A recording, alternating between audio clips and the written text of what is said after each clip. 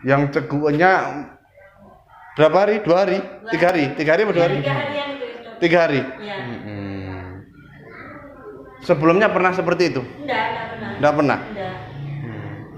Kemarin berobat berapa kali?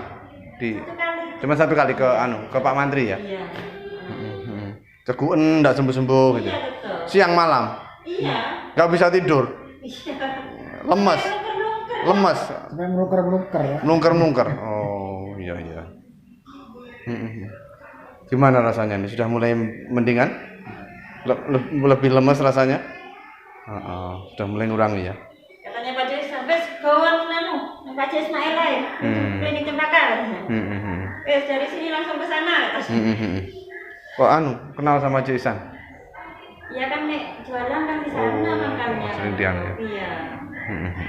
Anaknya yang kecil itu kan mesti nungguin ini jadi bakso itu. Mudah-mudahan habis nanti sembuh ya. Iya, amin. Kurang berapa menit? 13 menit. 13 menit lagi.